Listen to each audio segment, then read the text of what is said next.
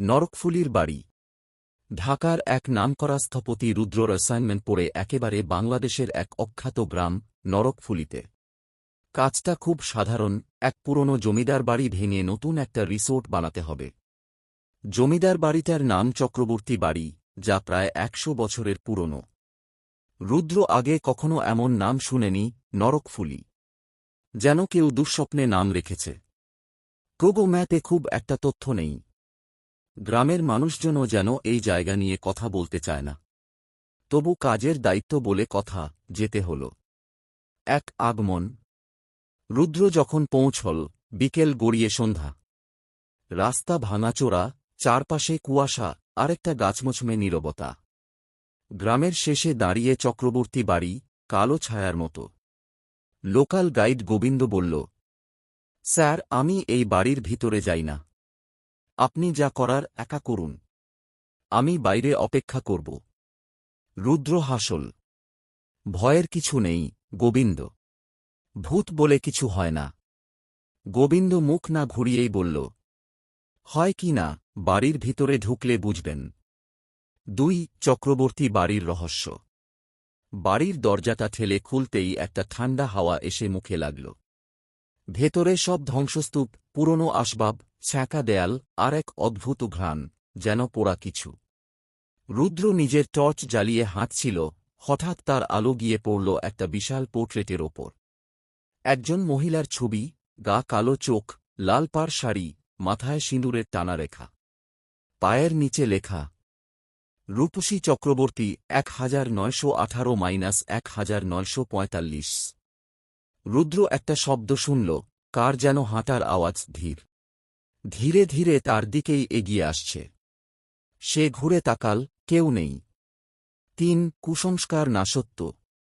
রাতের বেলা রুদ্র যখন গ্রামের একমাত্র গেস্ট হাউসে ঘুমানোর চেষ্টা করছে, তখন দরজায় টোকা পড়ল। ঠক ঠক ঠক। সে উঠে দরজা খুলে দেখে, কেউ নেই। কিন্তু মাটিতে কাদা মাখা শাড়ির ভাঁজ দেখা যাচ্ছে, যেন কেউ হেঁটে গেছে। পরদিন সে গ্রামের একজন বৃদ্ধকে খুঁজে পায়, হরিনাথ দা, বয়স ৮৫। রুদ্র জিজ্ঞেস করে, এই রূপসী চক্রবর্তী কে ছিলেন? হরিনাথ দা মাথা নিচু করে বলে, ওই মেয়ে নাকি টুনটুনি ডেকে আগুন ধরাতে পারত। গ্রামের ছেলেরা হঠাৎ উধাও হয়ে যেত ওর বাড়ির আশেপাশে গেলে।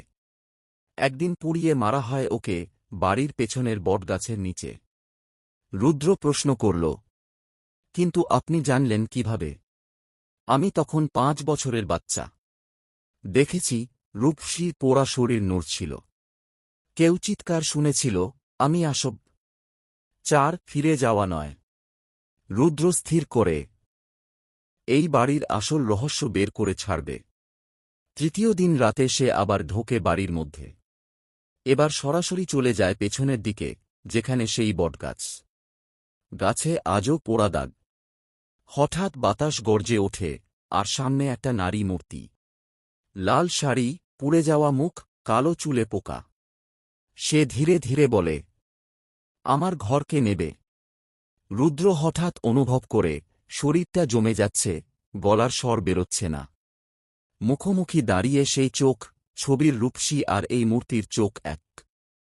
সে হঠাৎ এক গলায় গলা চিরে বলে, ঘর ভাঙলে প্রাণও ভাঙব। ৫ মুক্তি না মৃত্যু। রুদ্র জ্ঞান হারায়। সকালে সে মাঠের পাশে অজ্ঞান অবস্থায় পড়ে থাকে। গোবিন্দ তাকে হাসপাতালে নিয়ে যায়। ডাক্তার বলে, কোনো রকম চোট নেই, কিন্তু হৃদস্পন্দন ধীর। যেন ভীষণ ভয় পেয়েছিল। রুদ্র ফিরে আসে ঢাকা, কিন্তু ছবির সেই চোখ ভুলতে পারে না। রাতে ঘুমাতে গেলেই সেই চোখ, সেই মুখ। ঘর ভাঙলে প্রাণ ভাঙব। সে কোম্পানিকে জানায়, প্রকল্প বাতিল হোক। চক্রবর্তী বাড়ি ভাঙা যাবে না। ৬ শেষ কথা। ১ বছর পর শোনা যায়, এক নতুন ডেভেলপার গিয়েছিল বাড়িটা দেখতে। সে আর ফেরেনি। গ্রামের ছেলেরা বলে, রাত্রিরে কেউ একজন আবার ওই ছবিটার নিচে দাঁড়িয়ে থাকেন, শাড়ির আঁচলে আগুন, আর চোখে অন্য। নরকফুলির বাড়ি আজও দাঁড়িয়ে আছে। কিন্তু কেউ জানে না, বাড়ি দাঁড়িয়ে আছে না, রূপসীর অভিশাপ।